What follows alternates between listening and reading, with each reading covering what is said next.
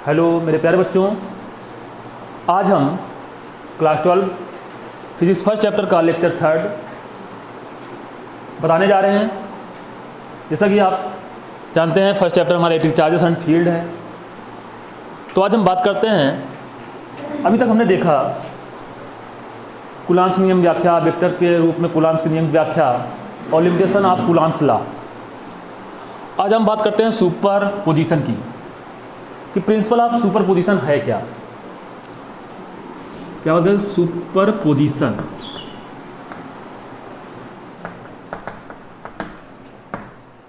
देना है principle of super position, अध्यारोपण का सिद्धांत। इसे हिंदी में कहते हैं अध्यारोपण का सिद्धांत।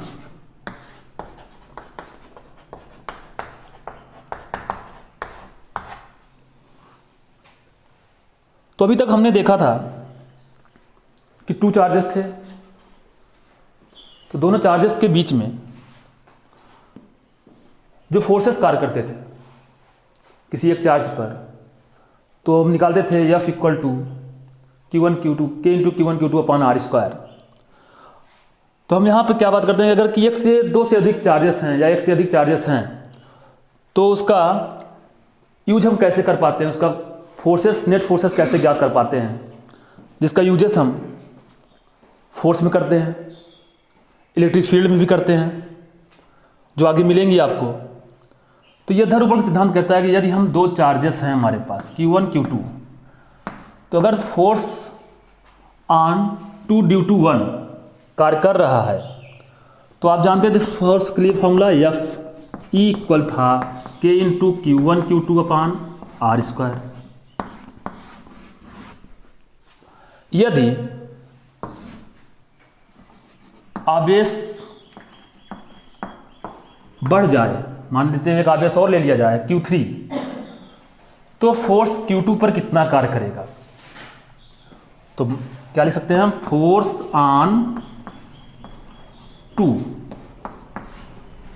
दूसरे आवेश पर फोर्स कितना होगा। तो आप जानते हैं फोर्स 1 भी 2 पर कार्य करेगा और 3 भी। तो क्या लिख सकते हैं, force on 2 due to 1 vector plus force on 2 due to 3 vector. तो ये बातें ये कहती हैं कि यदि किसी एक आवेश पर लगाया गया बल टोटल फोर्स जो होगा वो क्या कहलाएगा, वेक्टर सम के रूप में हम ज्ञात कर सकते हैं। इसे हम क्या लिखते हैं, F नेट भी। नेट फोर्स की बात करेंगे तो क्या मिलेगा हमें, F force on 2 due to 1 vector plus force on 2 due to 3। ये बात जब आती है कि यदि आवेश Q1 Q2 Q3 dot dot Qn है तो नेट फोर्स कितना होगा, यदि ज्ञात करना होगा तो फोर्स। तो हम क्या करते हैं, सुपरपोजिशन थ्योरम्स लगाते हैं, अध्यारोपण का सिद्धांत। जो हमने भी देखा कि किसी एक फोर्स पर जो नेट फोर्स कार्य करेगा वो क्या होगा, दो फोर्सों का सम होगा, वेक्टर सम। तो अगर यहाँ पे n चार्जेस हैं तो इनका नेट फोर्स कितना होगा, F net of n charges. तो हम ले सकते हैं F1 due to n vector plus F2 due to n plus F3 due to n plus dot dot Fn due to n minus 1। तो ये आपका नेट फोर्स होगा n आवेशों के लिए, जो कुल नेट फोर्स के बारे में हम कैलकुलेशन करके उसके वैल्यूज को प्राप्त कर लेते हैं। तो जब ये बात आई तब ये निकलेगा, अगर वेक्टर सम की बात करेगा तो वेक्टर की बात आएगी। वेक्टर तो आपने क्लास 11 में पढ़ा ही है। वेक्टर के लिए फॉर्मूला क्या होता है कि नेट फोर्स आप ज्ञात करते हैं, रिजल्टेंट फोर्स ज्ञात करते हैं, तो वहाँ पे आप अप्लाई करते थे √F A² + B² + 2AB cos theta. तो इसके लिए जो सुपरपोजिशन का सिद्धांत जो है, इसके लिए हम अगर डिफिनीशन की बात करें तो डिफिनीशन की बात अगर हम करते हैं तो बहुत सुंदर सा आप डिफिनीशन दे सकते हैं, जैसे in a system of n charges on the total electrostatic force of any one charges due to, या कहा जाए of any one charges is the vector sum of forces due to all remaining charges in this charge.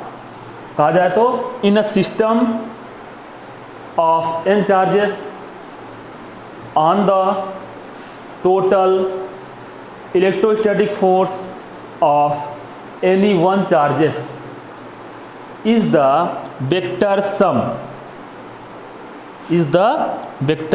sum due to all remaining charges in this charge। तो ये बातें हैं, तो जो भी हमने बोला कि in a system of n charges on the total electrostatic force of any one charges is the vector sum of forces due to all remaining charges in this charge। तो हम लिख देते हैं, नोट कर लिए होंगे आप शायद।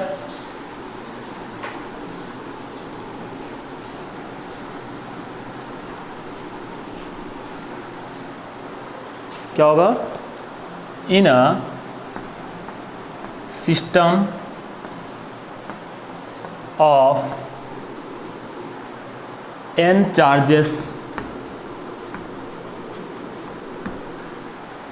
in a system of n charges on the total electrostatic force Fe of any one charges is the vector sum of any one charges is the vector sum due to remaining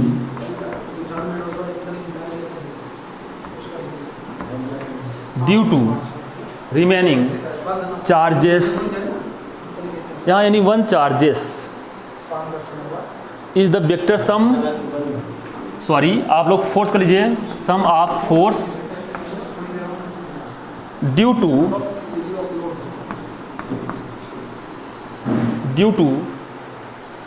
all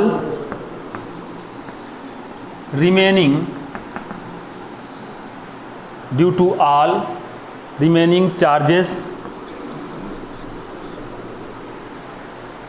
in this charge।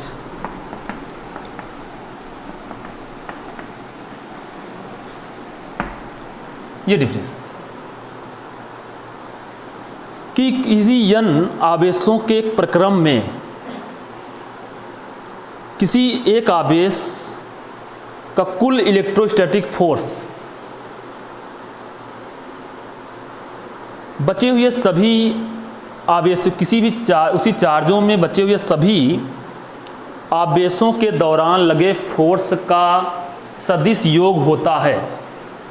कहा जाए तो n आवेशों के एक प्रक्रम में किसी एक चार्ज का कुल इलेक्ट्रोस्टैटिक फोर्स उसी आवेश में बचे सभी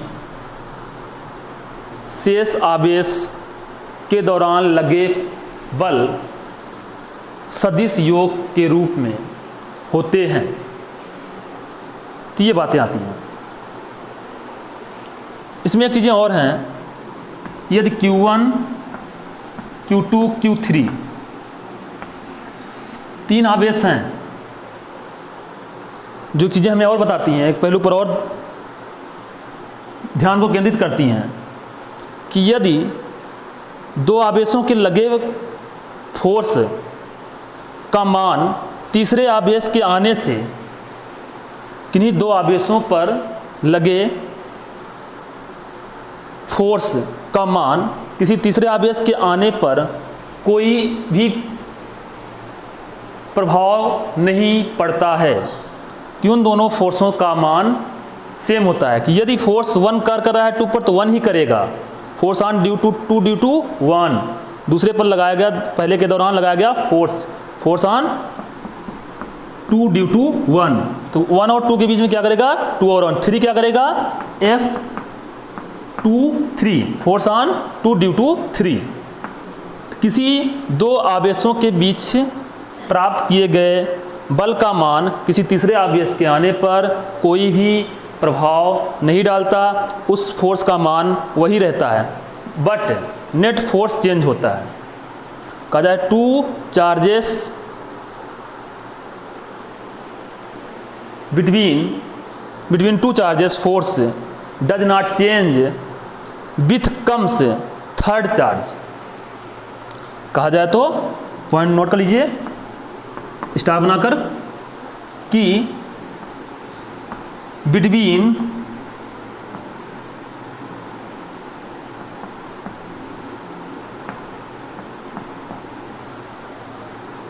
या लिख सकते हैं between two charges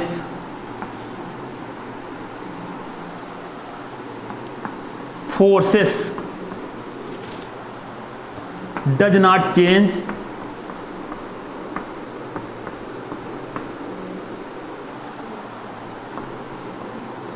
comes third charge।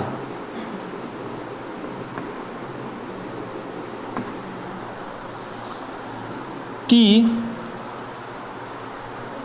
दो आवेशों के बीच लगे बल का मान तीसरे आवेश के आने से परिवर्तित नहीं होता है। Between two charges forces does not changes comes third charge. ये आपका अध्यारोपण का सिद्धांत है, नोट कर लीजिए, शायद नोट कर लिए होंगे आप लोग। अब हम बात करते हैं इस पर आने वाले न्यूमेरिकल्स की, इस पर कैसे कैसे न्यूमेरिकल्स बनते हैं, कि हम इसका यूज़ कैसे कर पाते हैं। कि फोर्स ज्ञात करते हैं, कोई भी चीज़ें दी गई हैं, आपको उस पर फोर्स नेट फोर्स ज्ञात करना है, तो हम नेट फोर्स ज्ञात करेंगे तो उसमें आपको प्रिंसिपल ऑफ सुपरपोजिशन की ज़रूरत पड़ेगी। जैसे हम पहले लेते हैं polygon type questions, polygon type questions मान लेते हैं। पहला क्वेश्चन, आपको फिगर दिया जा रहा है और पूछा जाएगा कि किसी एक वर्टेक्स पर नेट फोर्स कितना होगा। जैसे एक इक्विलैटरल ट्रायंगल है, कैसा ट्रायंगल है, इक्विलैटरल समबाहु त्रिभुज। अगर इक्विलैटरल ट्रायंगल में ये चार्जेस है प्लस क्यू, ये चार्जेस है प्लस क्यू, ये चार्जेस है प्लस क्यू, ये वर्टेक्स है ए, ये वर्टेक्स है बी, ये वर्टेक्स है सी, तो पूछ लिया जाए find the value of charges at vertex, find the value of force net force, sorry find the value of net force at vertex C. या लिख सकते हैं फाइंड द वैल्यू ऑफ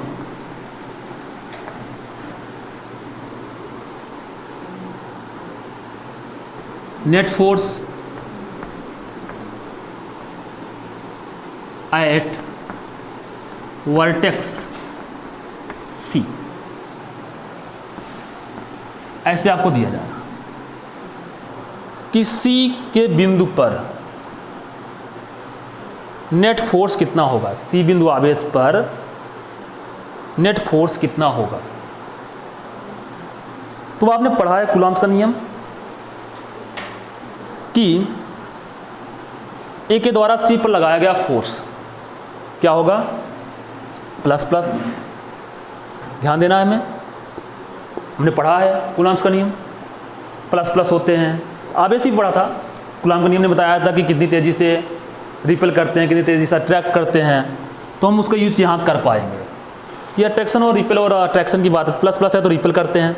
ये क्या करेगा, सी पर जब फोर्स लगाएगा, force on C due to A, तो क्या करेगा, ये रिपेल करेगा। Force on C due to A vector, A कैसे लगाएगा, इसका रिपेल में, सी कैसे लगाएगा, ए का रिपेल में। तो मैं यहाँ ए कर रहा है आपका फोर्स ऑन सी पर, कौन करेगा, ए करेगा। तो ए कैसे करेगा, force on C due to A. B भी लगाएगा, बी कैसे लगाएगा, ऐसे रिपेल करेगा। रिपेल मतलब प्रतिकर्षित करना। Force on C due to B. अब हम जानते हैं ये प्लस क्यू आवेश है, यहाँ लिख देते हैं, ये आपका सी पॉइंट है। तो ये हमने देखा है कि ये क्या है, इक्विलैटरल ट्रायंगल।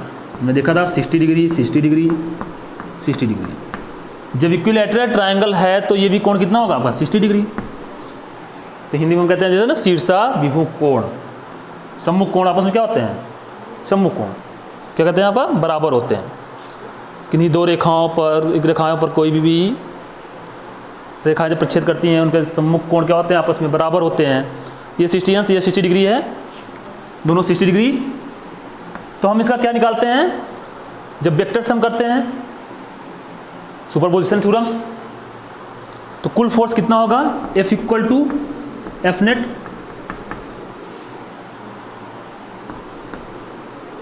कुल फोर्स एफ नेट निकालेंगे तो क्या आएगा आपका, vector of F C B plus vector of F C A. तो यहाँ पे एंगल भी दिया है आपका 60 डिग्री। तो हम पहले एफ सी बी की वैल्यू निकाल लेते हैं। एफ सी बी इक्वल क्या, कितना आएगा आपका, हम जानते हैं force on C due to B के लिए आपका कूलॉम्स का नियम इलेक्ट्रोस्टैटिक फोर्स में बात करता था कि Q1 Q2 upon R square.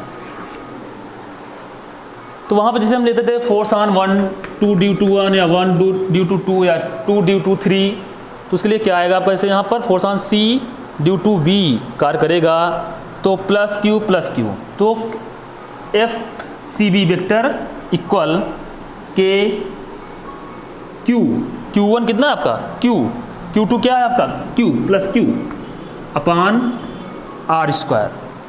हाँ, दोनों चीज़ें में क्या होगा कि इसका अगर इक्विलेटरल ट्रायंगल है तो इसमें कुछ क्या होगा, इसका वैल्यूज भी कुछ होंगी। माना इसकी संभाव भुजाएं कितनी हैं, भुजाएं ए हैं, तो भुजाएं मान लेते हैं ए है, तो क्या होगा यहाँ पर आपका अपान A square.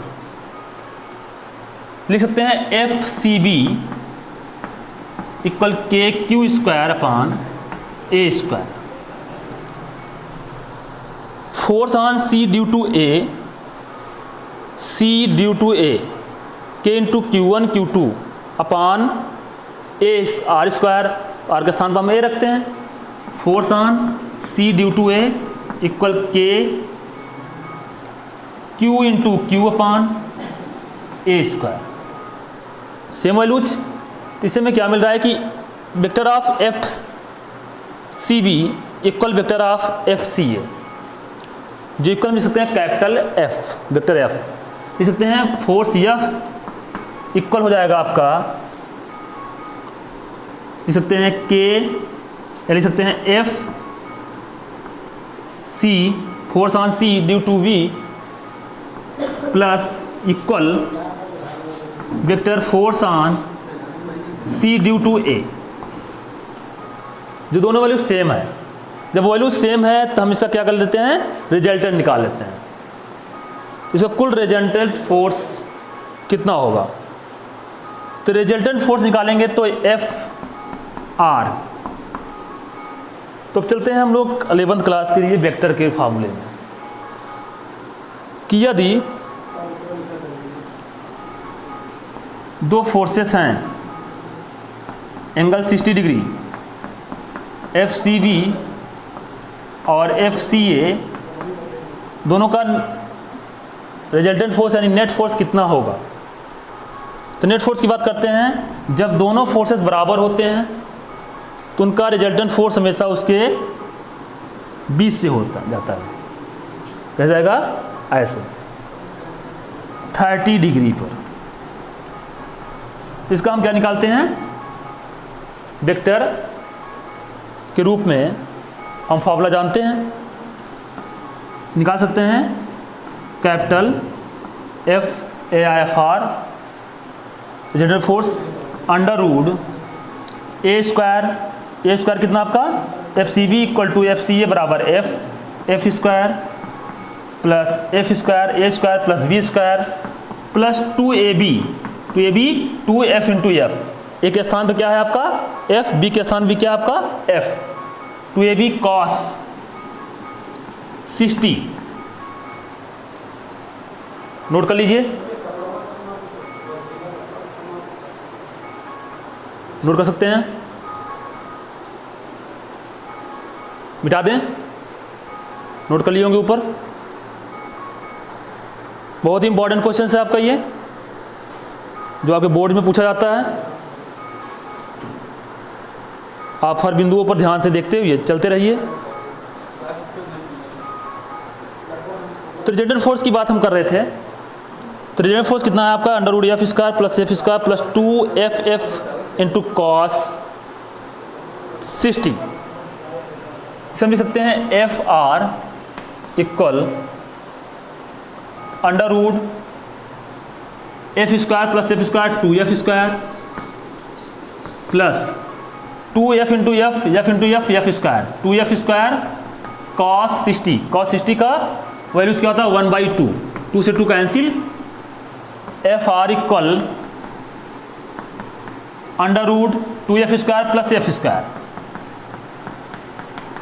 Equal under root 3f square.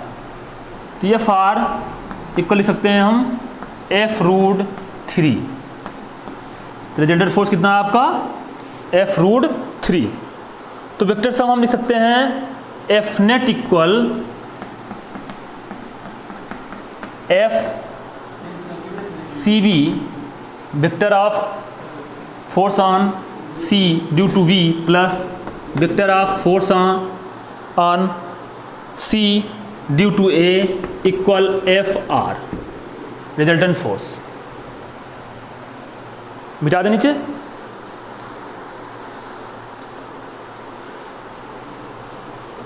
तो लिख सकते हैं एफ नेट इक्वल, हमने अभी ज्ञात किया F net equal F R, जो प्राप्त हुआ F R equal F root 3, तो F net equal F root 3।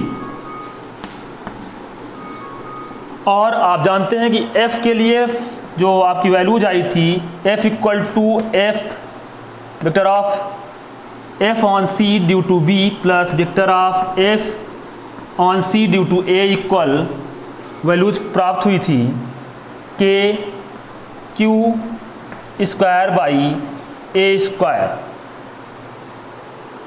यही मिला था ना हमें, k q square upon a square, k into Q1 Q2 upon R square से जिसकी भुजाएं क्या थी a थी, r के स्थान पर हमने a रखा था, Q1 Q2 क्या था Q इंटू Q स्क्वायर। तो हम ये वैल्यूज यहाँ पुट कर सकते हैं। तो नेट फोर्स एफ नेट कितना आएगा आपका k q square upon a square into root 3, इसलिए लिख सकते हैं F net equal root 3 k a square by K Q square by a square. ये आपका नेट फोर्स होगा किस वर्टेक्स पर, C पर। तो ये आपका आंसर, नोट कर लीजिए। तो हम बात करते हैं अब अगले क्वेश्चंस की, मिटा दें।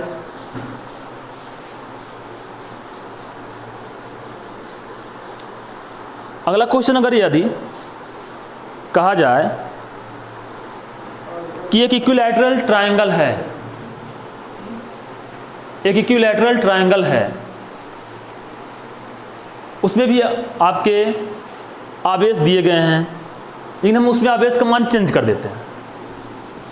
यदि प्लस क्यू के स्थान पर हम माइनस क्यू ले लेते हैं, आपका ये माइनस क्यू प्लस क्यू, ये vertex of A, vertex B, vertex C, equilateral triangle 60 degree और ये 60 डिग्री। अगर इनकी भुजाएं क्या हैं, बराबर हैं, ए है, इक्विलैटरल ट्रायंगल की भुजाएं क्या होती हैं आपकी, बराबर होती हैं, ए। अब पूछा जाए कि फाइंड द वैल्यू ऑफ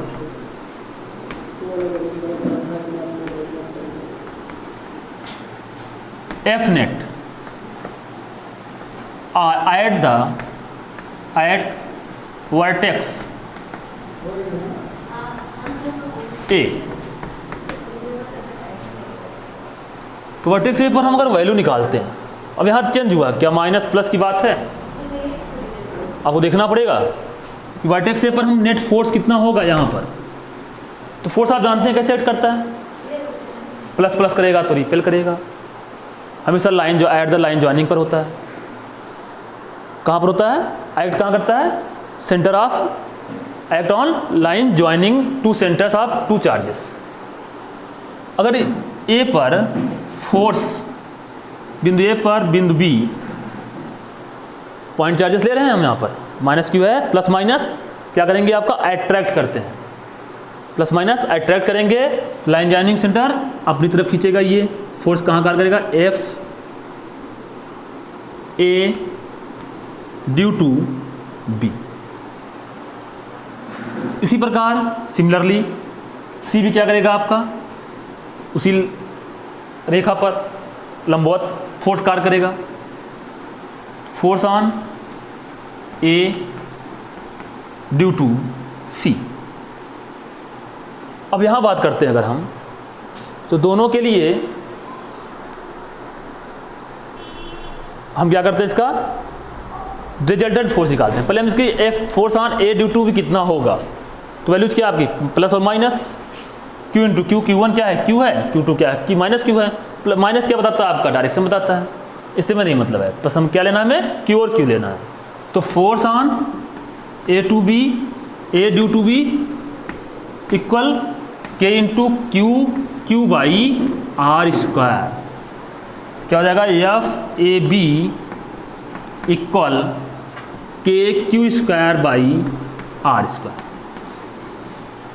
तो इस सेम यहाँ भी होगा, सी भी एक्ट कर रहा है, plus Q minus Q, force कितना होगा, act on A due to C, कितना कार्य कर रहा है आपका, उसी रेखा के लंबवत पर, उसी line at the line joining, force on A to C भी कितना होगा आपका, K Q square upon R square. R के स्थान पर यहाँ क्या है आपका, ए है, यहाँ में ए रखना होगा, हमने आर रख दिया ना, तो यहाँ पर ए रखना होगा, force on A due to B equal के Q square upon A square equal force on A due to C. तो हम ले सकते हैं एक से इस फिगर को अलग करके इसका वेक्टर ज्ञात कर लेते हैं, रिजल्टेंट वेक्टर। रिजल्टेंट वेक्टर के लिए फॉर्मूला हमने पढ़ा था, F R equal under root F square plus F square plus 2 F cos 60 हो जाएगा। जब दो फोर्सेस आपस में बराबर होती हैं तो उनका नेट फोर्स या रिजल्टेंट फोर्स हमेशा उनके मध्य कार्य करता है, उनके बीच में कार्य करता है। तो क्या लिख सकते हैं, F R equal F square plus F square, मतलब A square plus B square plus 2ab cos theta. हम मान लेते हैं जब F force on A due to B और force on A due to C दोनों इक्वल हैं तो दोनों फोर्सेस आपस में क्या होंगी, बराबर है। तो हम ले लेते हैं कैपिटल एफ, इसके बराबर हम मान लेते हैं कैपिटल एफ। तो हम अप्लाई कर देते हैं, अगर ये भी एफ है ये भी एफ है तो मान लेते हैं A B, A square plus B square, F square plus F square plus 2ab 2f into F cos theta theta equal to 60। रीजन फोर्स कैसे होगा आपका 20 से आएगा 30 डिग्री पर, डायरेक्शन कैसे होगा 30 डिग्री के लिए। तो यहाँ पर एफ आर जो मिलेगा हमें 2f square plus 2f square into 1/2, 2 से 2 कैंसिल।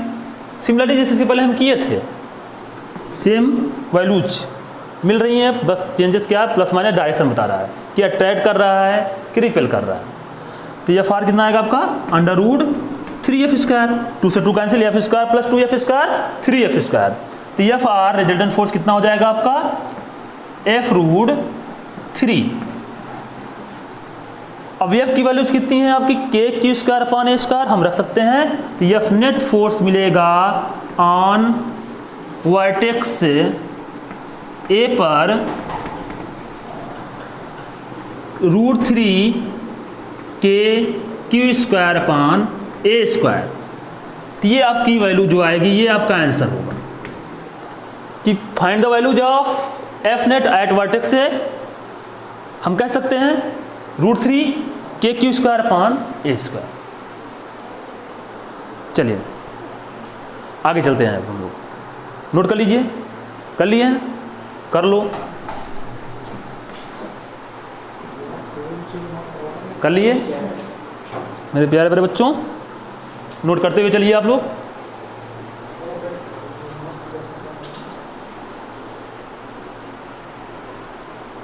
चलिए शायद आप लोग नोट कर लिए होंगे। अब हम बात करते हैं नेक्स्ट क्वेश्चन की। यदि हम इक्विलैटरल ट्रायंगल ना लेकर स्क्वायर ले लेते हैं तो उस पर किसी एक वर्टेक्स पर पूछा जाए तो उसका नेट फोर्स कितना होगा। तो वहाँ पर आप सुपरपोजिशन थ्योरम लगाइए, अप्लाई करिए और आप सॉल्व करिए। चलिए मेरे साथ आप लोग भी सॉल्व करते हुए चलिए। जैसे नेक्स्ट क्वेश्चन है, एक स्क्वायर है जिसकी भुजाएं ए है, माना ये वर्टेक्स ए है, ये बी है, ये सी है, ये डी है।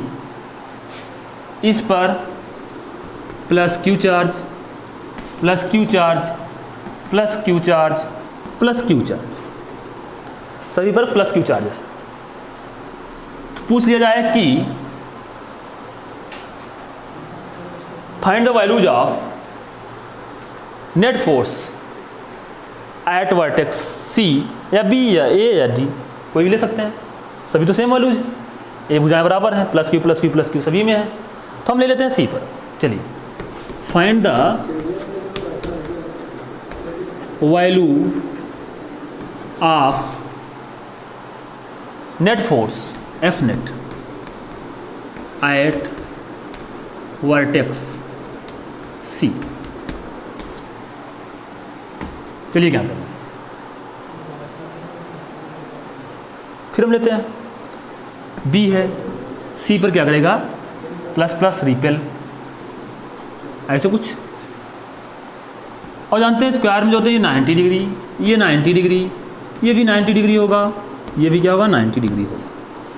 चलिए हम बात करते हैं, डी कार करेगा रिपेल करेगा, फोर्स ऑन इसको लिख सकते हैं ना, लिखे नहीं है, F vector of force on C due to B, F C B, force on C due to D.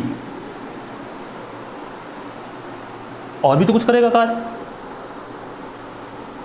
आपका, कौन सा है, ए भी है, ए कार करेगा आपका, इसके लिए हम क्या लेंगे diagonal.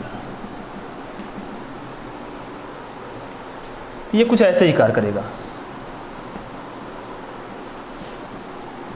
Force on C due to A, C कहाँ करेगा आपका कार्य ए पर, ये डायगोनल लेते हैं। अब हम तीन वेक्टर हैं, तीन वेक्टर का सम के लिए हम पढ़े थे 11th में, कि यदि सबसे पहले हम क्या करते हैं, दो वेक्टर का रिजल्टेंट ज्ञात करते हैं, फिर तीसरे वेक्टर में हम जोड़ देते हैं, तो नेट फोर्स निकल जाएगा। यह एक प्रक्रिया थी कि हम दो वेक्टर को जब क्या करते हैं, हम जोड़ते हैं या तीनों वेक्टर का सम करते हैं। तीन वेक्टर हैं, तीन वेक्टर में हम रिजल्टेंट लेते हैं, रिजल्टेंट ज्ञात करने के बाद हम उसको तीसरे वेक्टर को हम ऐड कर देते हैं by superposition, principle of superposition. तो हम ये ज्ञात करते हैं कि अगर ये 90 डिग्री तो ये भी क्या होगा 90 degree. Force on C due to D कितना होगा, K Q1 Q2 Q1 Q2 QQ Q square by A square. Force on C due to V, K Q1 Q2 Q1 plus Q Q2 plus Q Q into Q Q square by R square. R कितना आपका ए है, ए square. जब दो forces बराबर तो उनका resultant force हमेशा 20 से, तो रिजल्टेंट फोर्स कितना आएगा आपका एफ आर निकाल सकते हैं। हम फार्मूला जानते हैं अभी, इसके पहले हमने किया F R equal under root F square plus 2f into F into cos theta theta 90 degree. जब ये 20 से जाएगा तो ये कितने से जाएगा 45 डिग्री से। मतलब नेट फोर्स रिजल्टेंट फोर्स क्या आएगा आपका, दो फोर्सेस के लिए resultant force vector of F R equal under root A square plus B square plus 2ab cos theta. A कितना आपका एफ और एफ, ए एफ है बी भी एफ है, तो A square F square plus B square F square plus 2ab 2f into F into cos theta theta 90 degree. तो ले सकते हैं हम F R equal under root 2f square plus, ले सकते हैं इसे हम 2f स्क्वायर इंटू cos 90 का मान कितना होता है 0। इसे हम लिख सकते हैं अंडर रूट 2f स्क्वायर, क्योंकि 2f स्क्वायर इंटू 0 कितना हो जाएगा आपका, मल्टीप्लाई करेंगे 0 से तो 0 वैल्यू हो जाएगी, बचा क्या आपका 2f स्क्वायर। तो रिजल्टेंट फोर्स कितना है आपका F R, F under root 2f square का f ब्रैकेट से बाहर निकलेगा, बचा अंदर क्या रूट 2। तो ये आपका रिजल्टेंट फोर्स निकला किसका, force on C due to D और force on C due to B।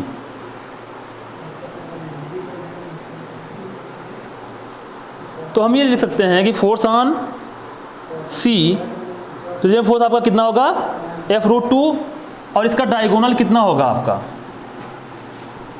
A by Pythagoras theorem A square plus A square under root 2a square A root 2 हो जाएगा। ए रूट 2 के लिए अगर इसका डायगोनल निकालते हैं तो एफ सी ए कितना होगा values, F C A value आएगी आपकी vector of C due to A K Q1 Q2 upon R square. R कितना यहाँ पर आपका ए रूट 2 का होल स्क्वायर। लिख सकते हैं इसे हम एफ सी ए इक्वल के Q1 Q2 अपान 2a स्क्वायर। क्या लिख सकते हैं A root 2 into root 2a square. तो ये आ गई आपकी value force on C due to A. C के द्वारा कितना लगाया गया फोर्स, ए के द्वारा C पर या ए के द्वारा C पर K into Q1 Q2 Q into Q1 Q2 क्या हो जाएगा आपका Q इंटू Q।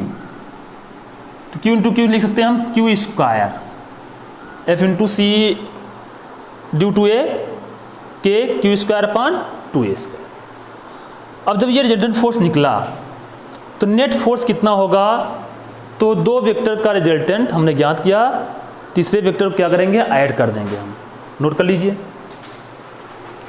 नोट कर लीजिए मेरे प्यारे बच्चों, नोट कर लिए, साइड हो जाएं।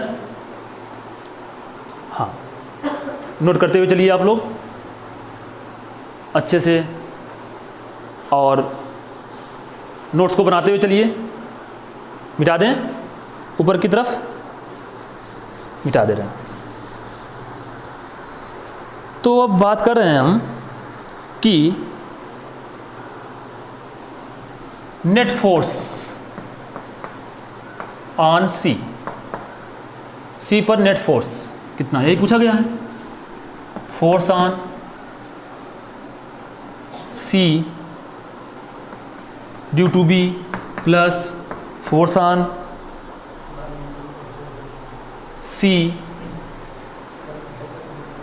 Due to D plus force on C due to A.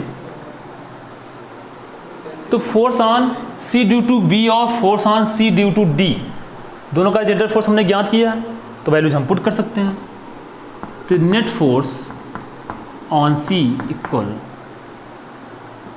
F root 2 plus vector of F C force on C due to A, values हमने ज्ञात किया K Q square by 2a square, K Q square by 2a square. और F C B और force on C due to B और force on C due to D equal हैं, तो force की values हम क्या रखते हैं, K Q square by A square. तो लिख सकते हैं हम F net on C equal के Q square by A square root 2 plus K Q square by 2a square.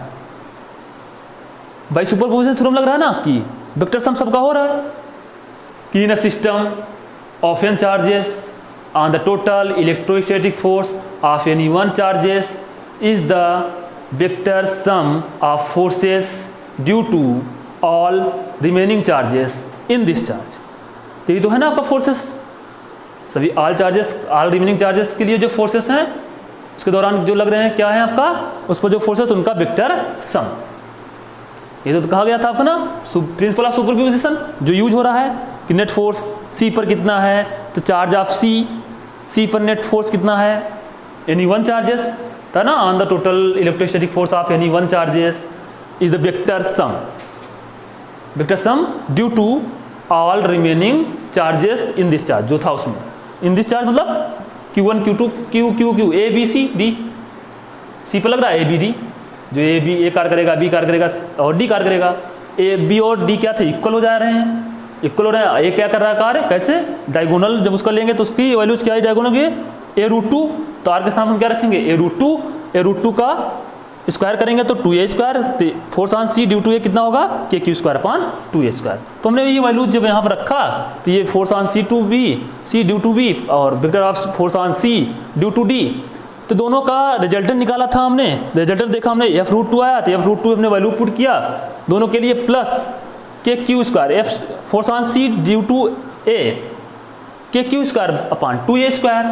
तो के Q square upon 2a square जब हमने लिया तो ये वैल्यू है हमने पुट किया, तो एफ नेट ऑन सी, तो नेट फोर्स निकालेंगे आप सी पर, तो के एफ की वैल्यूज क्या होगी, force on C due to B और force on C due to D के लिए दोनों की वैल्यू क्या आई थी, K Q square by A square, जो भी मिटाया नहीं गया, अब लिखा है हमने, ये था ना आपका।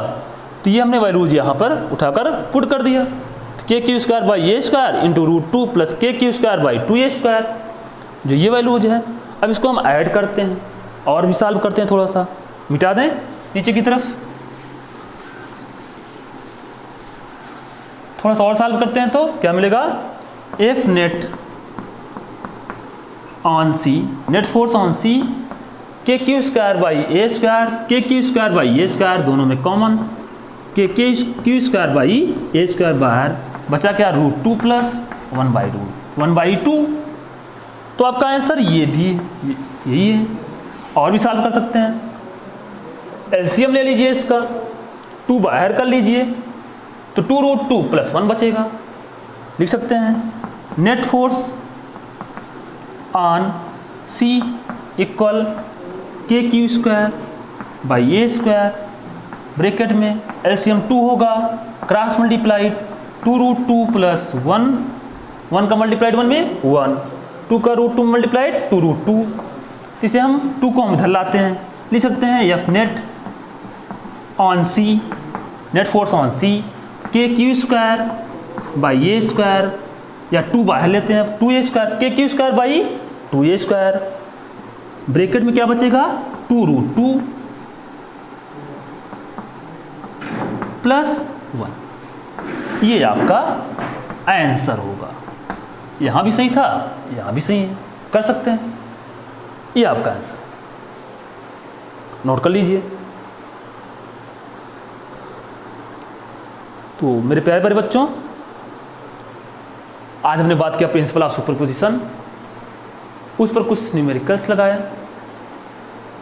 आप इसको बेहतर ढंग से पढ़ते हुए अपने इस प्यारे से चैनल को, जो आप सभी जानते हैं कि जैसा कि बताया जा चुका है कि आपके ऑनलाइन क्लासेस शुरू हुई हैं, तो उस चैनल को आप, इस प्यारे से चैनल को लाइक सब्सक्राइब ज़रूर करें और वीडियो को पूरा देखें, जिससे आपको समझ में आए। Thank you.